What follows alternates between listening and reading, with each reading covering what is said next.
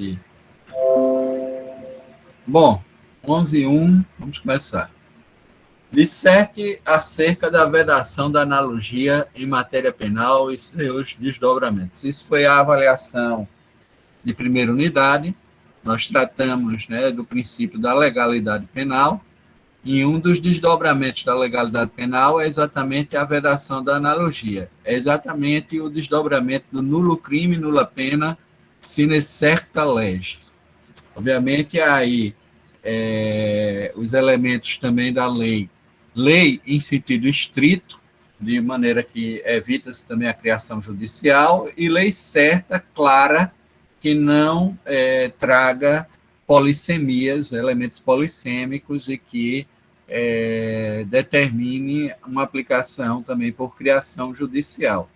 Na realidade, trata-se de uma vedação que se opõe, sobretudo, ao próprio Estado juiz, né, para impedir que, a partir dos tópicos encontrados no tipo, na descrição típica, o juiz faça algum tipo de extensão, e, com isso, há uma limitação de poder de punir aplicável e direcionada aí claramente ao juiz. Os desdobramentos da legalidade penal fazem com que essa analogia esteja vedada, mas apenas na hipótese da analogia in malam parte. A analogia in malam parte, ela é expressamente vedada nessa análise, né, principiológica. A analogia em bona parte, ela é admissível em alguns casos concretos por um princípio de equidade, para se assegurar aí a isonomia. Abrindo parênteses, é óbvio que em alguns momentos, né, das decisões recentes que nós encontramos no próprio Supremo Tribunal Federal, praticou-se uma analogia em malam parte.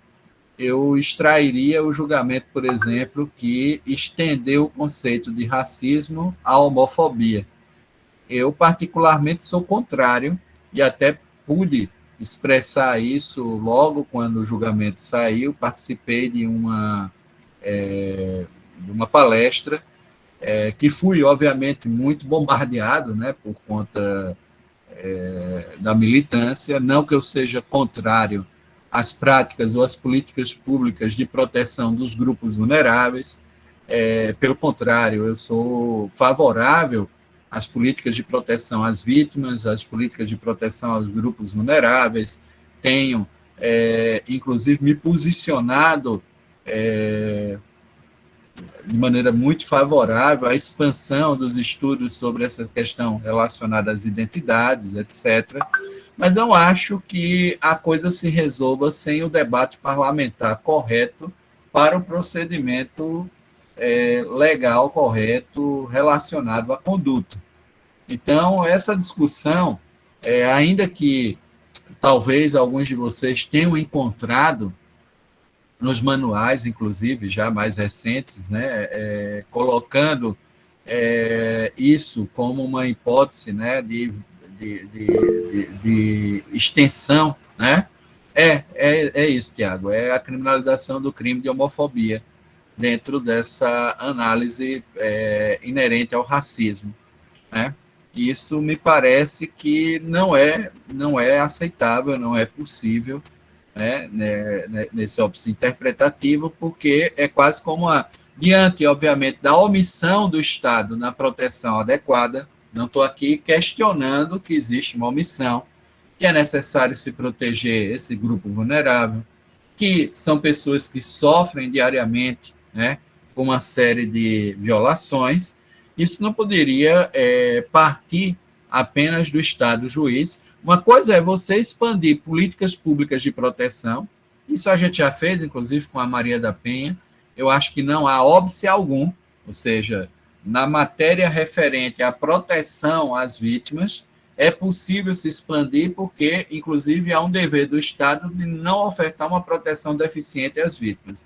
Outra coisa é você estender norma repressiva, norma penal, cuja consequência é a imposição de uma pena, sem o debate legislativo. Hoje a gente abriu, né, eu dizia na época, né, que hoje se abriu para a questão da homofobia, mas sabe-se lá quais as extensões que poderão ser produzidas a partir de agora, né, com essa imagem de que... Porque basta uma coisa, inclusive alguns até, eu acho que colocaram, que basta uma alteração autorizando a analogia para você pôr fim à legalidade penal. Foi o que fez o Código Penal nazista.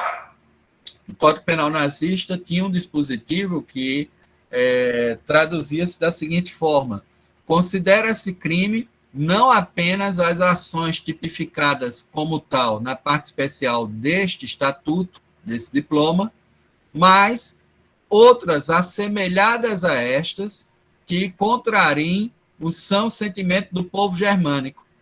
Pense numa coisa polissêmica.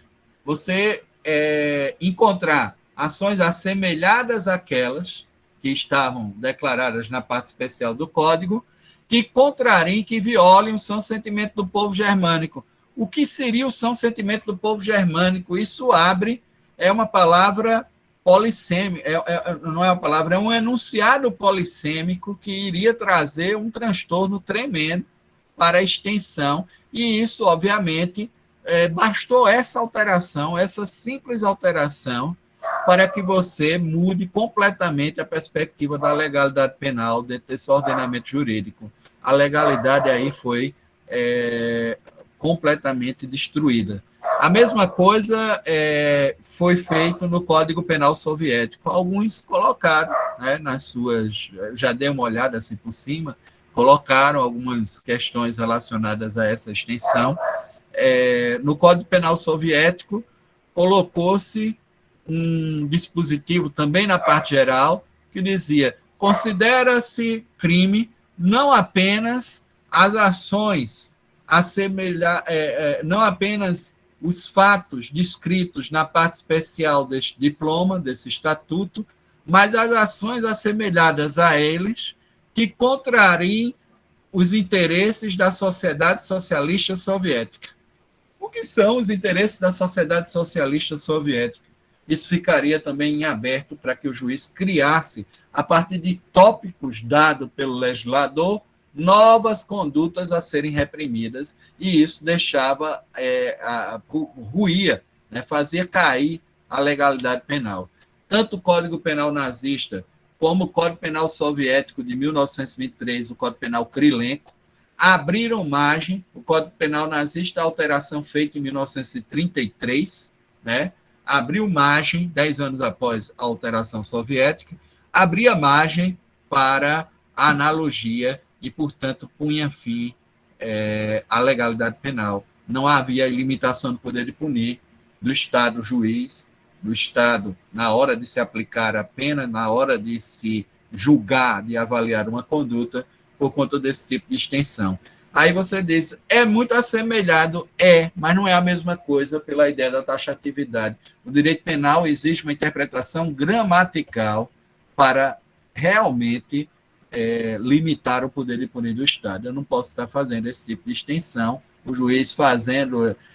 o juiz iluminista, o bom juiz, né, criando elementos que, segundo ele, são informadores da ética, da moral, dos bons princípios, mas, na realidade, ao fazer isso, ele está legislando, agindo como legislador positivo, e isso vai pondo um fim à legalidade penal, vai destruindo a legalidade penal por dentro. Por mais bem intencionada que estejam as pessoas. Hoje fazem, né, com uma situação que clama por respeito e realmente reconhecimento desses sujeitos, da dignidade, mas amanhã sabe-se lá o quê, né? Você pode começar a utilizar, né, essa mesma fórmula para estender o alcance de outros tipos penais, e, de repente, aí a gente vê o quanto ruiu o Estado de Direito e a legalidade penal por conta disso. Diga aí, Daniel.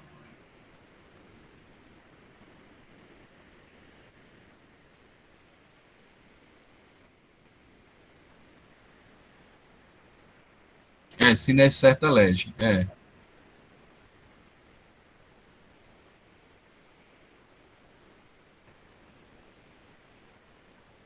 Sim. Não. Os dois estão corretos, porque tem que ser lei em sentido estrito, por isso que não pode ser uma criação judicial, e tem que a lei ser taxativa para poder não permitir esse tipo de extensão, tá certo? Esse tipo de extensão. Professor, eu escrevi em português, tem algum problema não, né? Não, tem não. Tá certo? Desde que esteja correto, seja isso, né? Que esteja lá, aí não tem problema não. Vamos lá. Mário sequestrou Abílio, maior de 80 anos, no dia 4 de junho de 2020. No dia 10 de junho desse ano, uma nova lei entrou em vigor após 30 dias em vacácio legis. Então, na realidade, ela já existia desde 10 de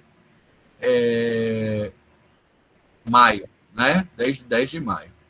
Passando a impor aumento de 1/3 de pena quando a vítima for maior de 70 anos na data do sequestro. Ele já era maior de 80 no pátrio, portanto era maior de 70.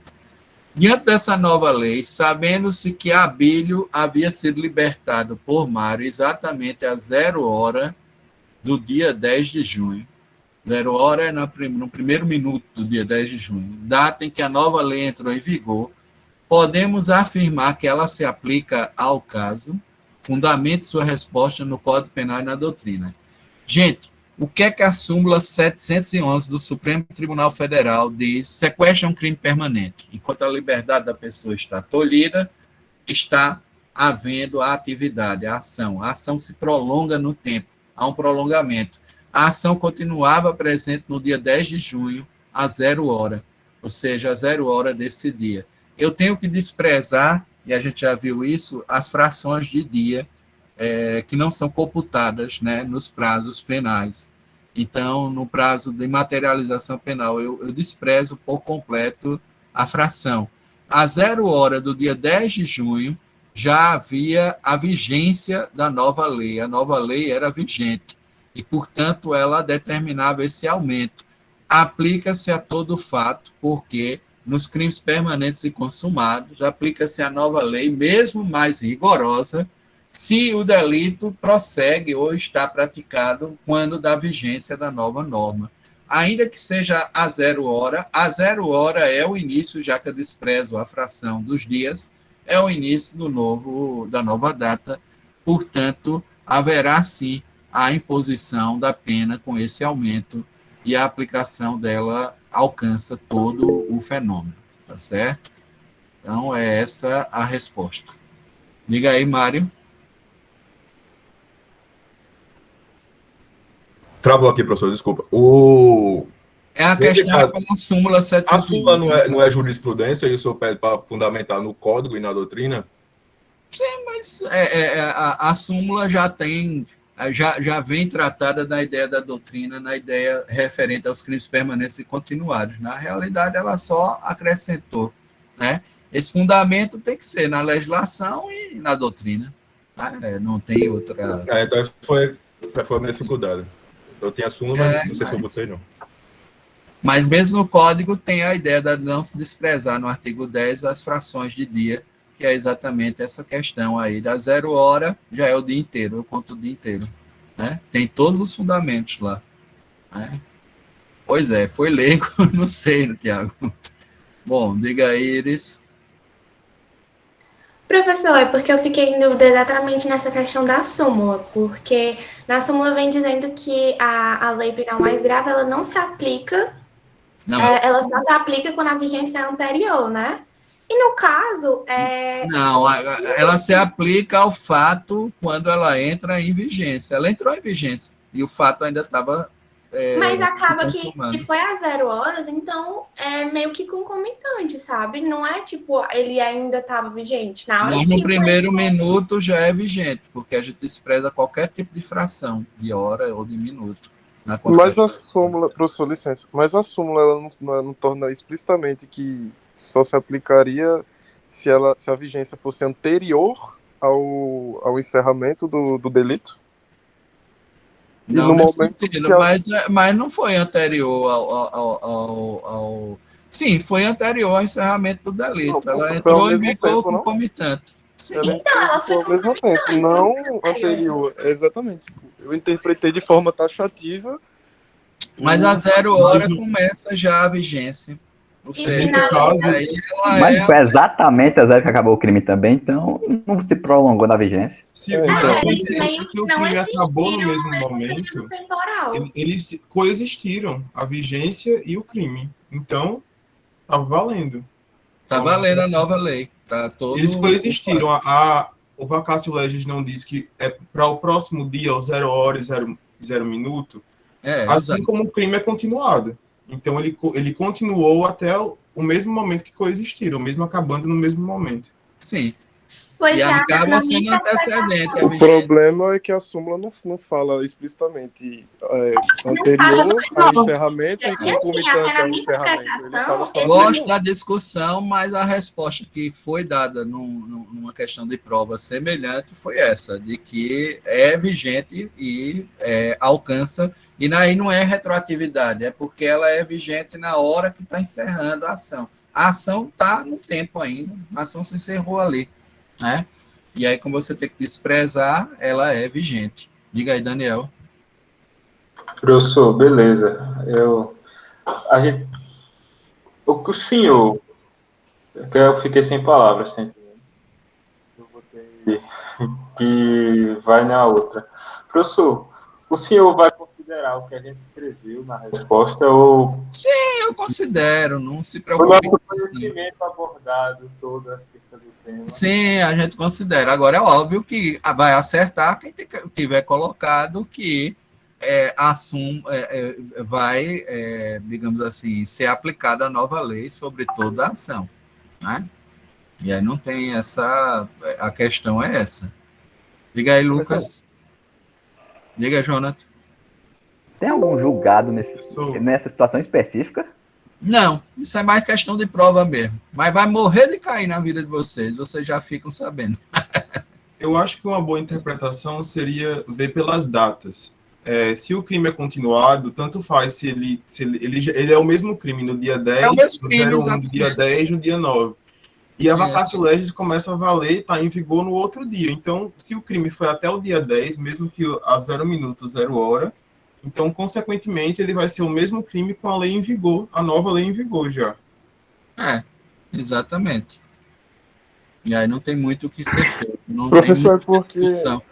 é porque a súmula ela fala explicitamente o seguinte: a lei penal mais grave aplica-se ao crime continuado ou ao crime permanente se a sua vigência é anterior à cessação da continuidade ou da permanência. Só que aí é o caso, ela não era anterior A à cessação. cessação passou a ser, né? Porque ela estava vigente.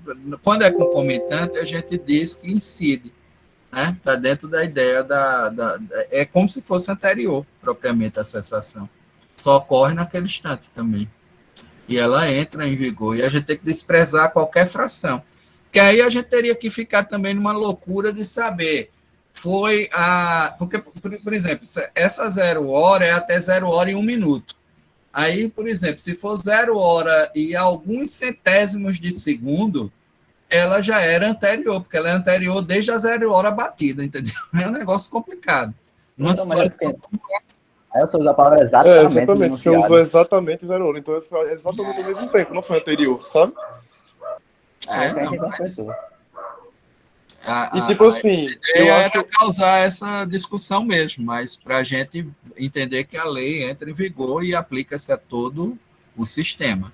Eu não sei se fosse só eu que pensou desse jeito, mas, tipo assim, aplicando a súmula de forma taxativa, interpretando ela de forma taxativa, torna menos provável que haja um erro de interpretação ou um erro de julgamento, sabe? Porque se você interpretar ela de forma taxativa, não tem como errar. Se foi a 0 hora exatamente, é claro que vai ser a lei anterior e não a nova, sabe? Bem, mas como eu disse, eu vou considerar o que vocês escreveram, não vai ser só o que estiver certo.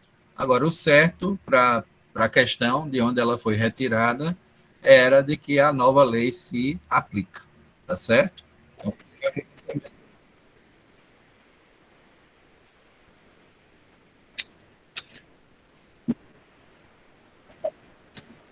Então, não despreza assim. Se você nasceu às 16 horas da tarde, Não vai importar se você for fazer 18 anos, se, por exemplo, é a mesma coisa, exatamente à meia-noite, se você começa uma perseguição policial, já, pronto, um caso que ocorreu no Rio de Janeiro. Começou uma perseguição policial, o cara era menor de idade e estava sequestrando uma pessoa naquele instante, foi um sequestro relâmpago. A perseguição prolongou-se até um pouco após a meia-noite, né? Assim, 00:05, 00:04.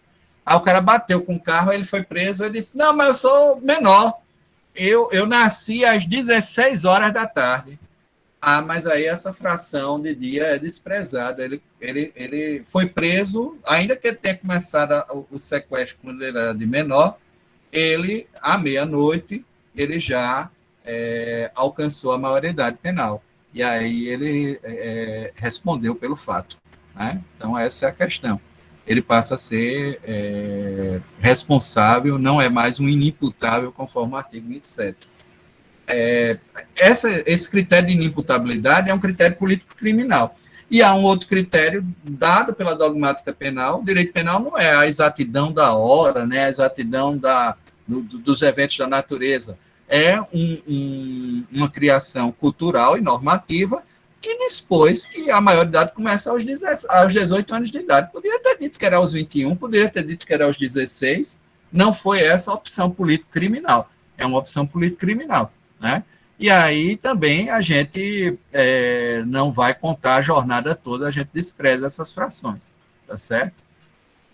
Essa é a questão. Vamos passar para outra, essa já está respondida.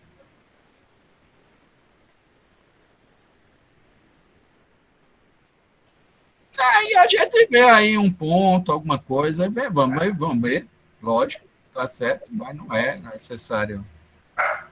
Vamos lá para outra questão.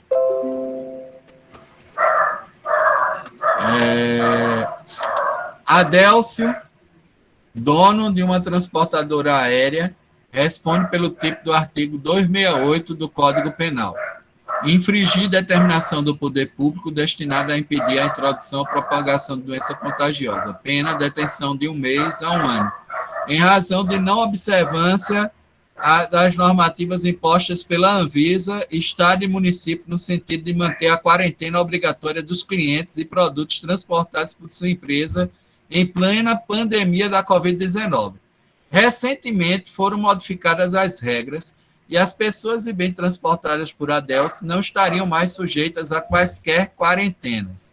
Nesse caso, operou-se uma abolício crimes e as regras novas retroagem, beneficiando a Adélcio, que descumpriu normas sanitárias no momento excepcional da pandemia. Aqui trata-se de uma lei excepcional ou temporária, e, obviamente, deixa eu ver aqui o tratamento tem que seguir o que está determinado no artigo 3º do Código Penal. Do contrário, não vai adiantar a ordenação do espaço social no momento da lei excepcional e temporária. Então, essas normas que complementam, nesse caso específico, elas se tornam ultraativas, porque não há um fenômeno aí de sucessão de lei no tempo.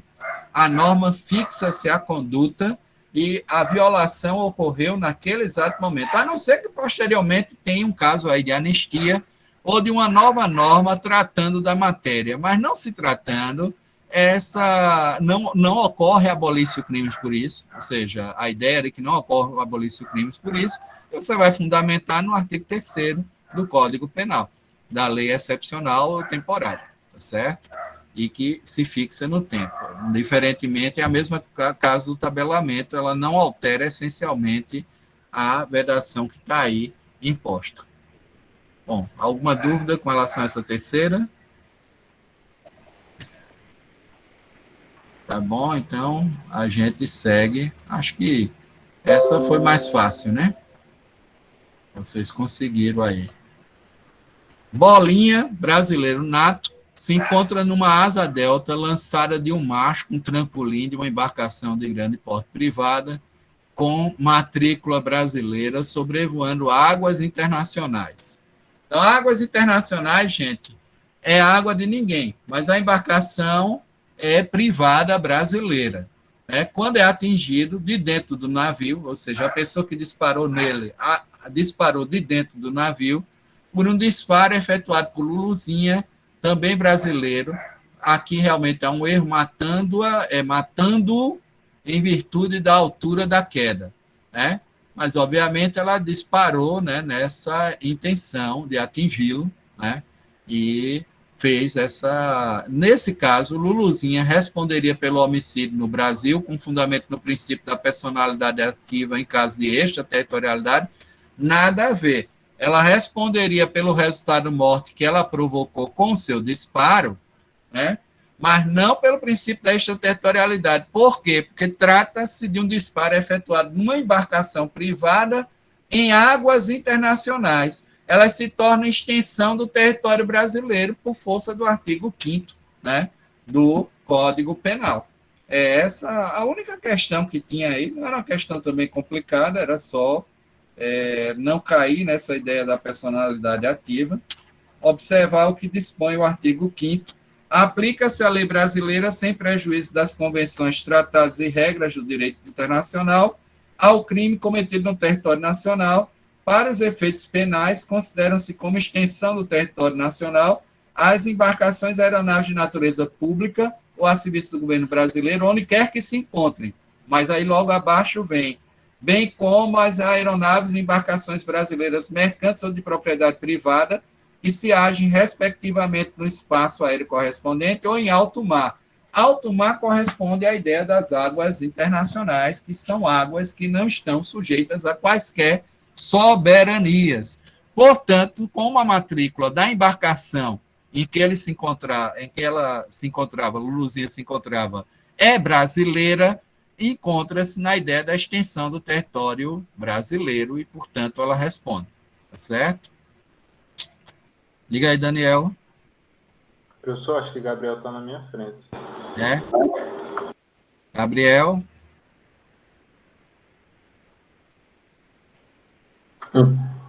Ou o meu pode estar travado aqui, eu vou falar. Professor, então também esse princípio da personalidade ativa, entre aspas, também não está correto, né? Porque esse princípio trataria da extraterritorialidade. Porque é um princípio que se refere à ideia da extraterritorialidade. Aí não é extraterritorialidade, ela ainda está em território nacional. Se tivesse nas águas lá do Senegal, do Cabo Verde, né, entrasse em águas territoriais de outro país, aí a gente teria que ir outra, né? Não é o caso. Ela está em águas internacionais, que são águas não submetidas a quaisquer soberanias, é o famoso alto mar, e, portanto, fora, né, da água do mar territorial brasileiro, e, portanto, está, né, sobre ainda a soberania brasileira, por extensão daquilo que determina o artigo 5º. Tá certo? Na segunda parte do parágrafo primeiro. Era para explicar também sobre esse princípio? Sim, era para explicar que o princípio é o princípio da territorialidade. Que é o que o código usa como oficial, né? Territorialidade, o principal, né? O principal, Não é regra de conexão de extraterritorialidade. Ela continua sobre o território nacional. Perfeito, obrigado. Diga aí, Mirella. Professor, o senhor tem alguma previsão de quando vai publicar os resultados dessa prova? Olha, eu acho que até próxima semana vão estar aí publicados, tá certo? Acho que esse final de semana eu consigo até domingo corrigir e vão estar aí disponíveis para vocês. Tá bom? Tá ok, professor, obrigada. Acabou que a questão que talvez tenha gerado maior impacto foi essa da vacatio legis, né, a segunda. Aí a gente vai levar em consideração o que vocês escreveram, vamos tentar ver aí o que, dependendo da fundamentação, a gente pode dar uma observada nisso aí, tá certo? Tentem ver também se conseguem, nessas práticas de revisão, sempre ter esse cuidado, né, de observar esses elementos. Vejam, as questões, elas são formuladas não para ser uma resposta, mesmo que a resposta possa ser breve, vocês viram aqui que eu não preciso gastar mais nessas questões a partir da segunda questão, eu não preciso gastar muito tempo para responder. Eu respondo de forma breve, né? Mas essa resposta breve, ela é alcançada, né, de maneira adequada, né, e com fundamentação. Nunca deve ser sem qualquer tipo de fundamentação. A fundamentação aí na legislação, na doutrina, e aí pode ser feito. Com 2, 3 linhas você resolve. A dissertativa é que eu preciso me alongar um pouco mais e descrever. O fenômeno da analogia é um dos fenômenos mais importantes. Aí eu tenho que falar dos desdobramentos da stricta legem, da certa legem, eu tenho que falar da vedação da analogia em Malamparte, eu tenho que talvez estender um pouco para determinadas experiências na aplicação da analogia, quais são os limites aí impostos ao Estado juiz, por que é vedada essa criação judicial, qual o sentido da supremacia do parlamento, né, no processo legislativo.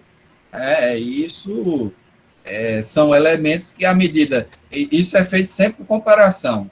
Uma dissertação que venha completa, mas vejam, são 4 questões, a distribuição da nota aí é 4 pontos para a dissertação e 2 pontos para as demais, né? Até esqueci de falar isso, mas a gente convenciona já isso, 4 pontos para a dissertação, 2 para cada uma, né, para as demais, e acho que com essa distribuição vai bem, né? Eu acho que a maioria nunca se sai mal nas provas, não.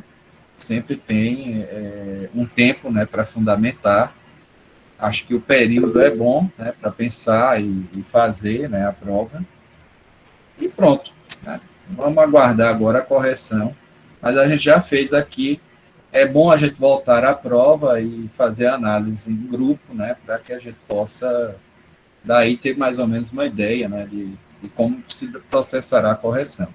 Diga aí, Daniel.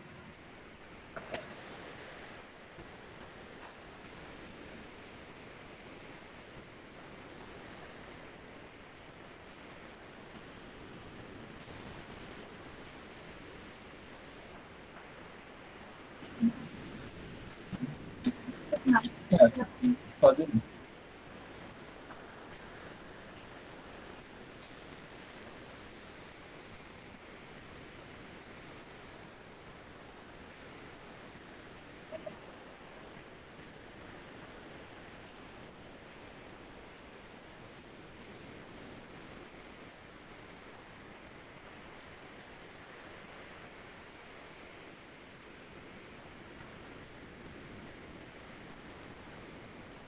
Não, porque de qualquer forma você teria que usar a lei de introdução ao Código Civil, né, que trata da matéria legislativa. Mas é aquilo que eu vou levar em consideração alguma coisa, né?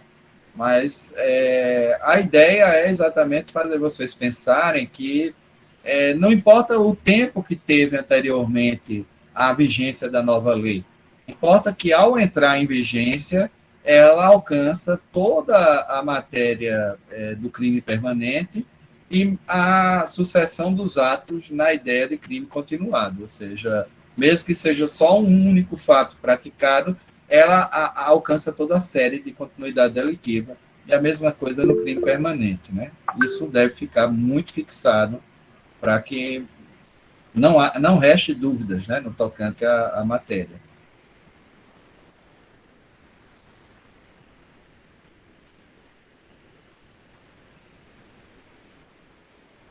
Eu acho que sim, a UNB normalmente eu peguei, sim. Agora não lembro de onde foi. Eu, sinceramente, vou pegando. Eu tenho um banco de questões, porque a gente tem que ter para poder fazer a avaliação, né?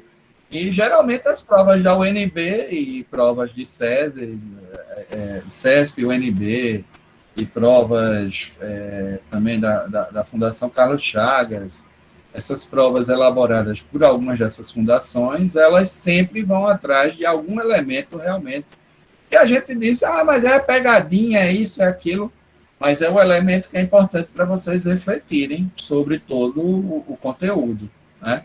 E aí você chega num elemento, e veja, aqui é uma prova aberta, tem essa questão da fundamentação. Eu posso levar em consideração as fundamentações, não é uma coisa assim, 2 mais 2 é igual a 4, né? Principalmente em direito, há sempre essa perspectiva das fundamentações que vocês levantaram. Diga aí, Milene. Professor, respondendo a Daniel, sabe onde tem uma questão muito parecida no Estratégia? É uma questão retirada de uma prova da CESP, de certo ou errado. Ela está na página do Estratégia, uma das questões livres, é bem parecida. É sobre, não é exatamente desse conteúdo, mas é sobre concomitâncias de horário. Na maioridade penal. E quando choca, tipo, no Estratégia tem, no Estratégia concursos. É só botar, tipo assim, choque de horários, estratégia, eu acho que aparece. Pronto.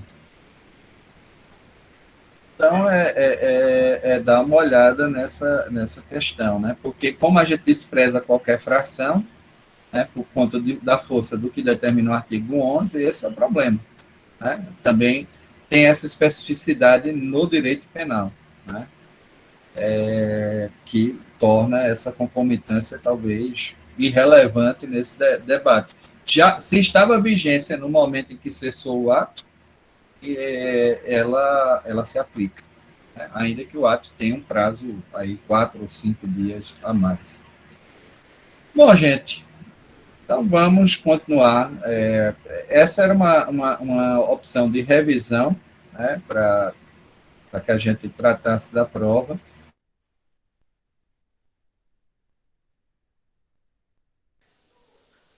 Eu acho que o professor caiu. Também. Alguém derrubou e invadiu todo ele com raiva, foi.